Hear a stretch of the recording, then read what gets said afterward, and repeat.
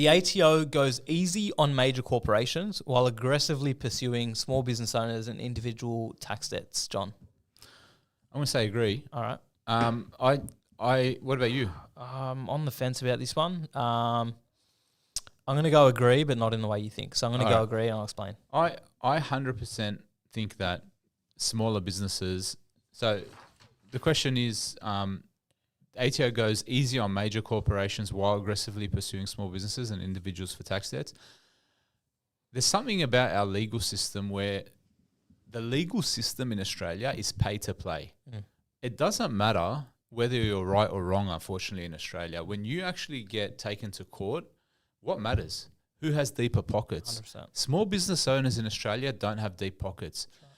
Big businesses in Australia have deeper pockets. Is the legislation different? No. But what's different is that if you actually get in trouble from the ATO, you don't have the money or the backing to litigate, to fight for your rights as a small business owner in Australia. If they send you a late penalty, you're most likely going to pay it. They charge you interest, you're going to pay it. You owe more tax than what you think you do, you're going to end up going into liquidation. You're not going to go spend $500,000, $1 million pursuing a court case to try and justify that you should have paid $10,000 less in tax. Big end of town, corporate Australia, like big corporations, they've got the money and the backing to fight every single transaction. If they're sending money offshore, like because of their transfer pricing is a certain way, and they're like, you know what, we've got a company, Cayman Islands, and they did $1 million of services for our Australian company. We can send our $1 million of profit overseas, or 10 million or 100 million, and this is our justification.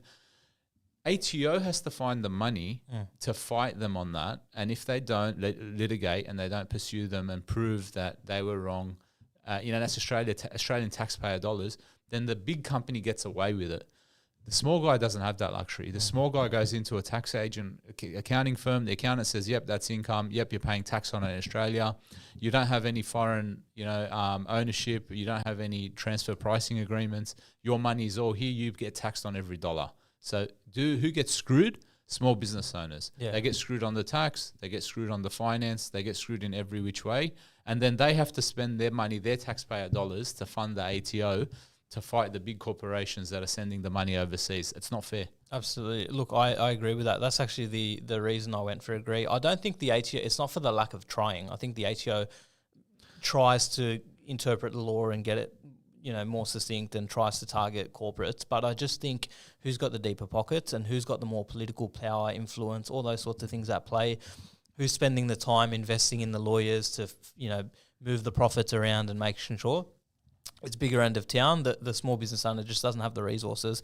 They don't have the resources to hardly run their business. They're moving on, trying to run their business. How the heck are they going to find the resources to fight the ATO and do all those sorts of things? So I completely agree with that. Awesome.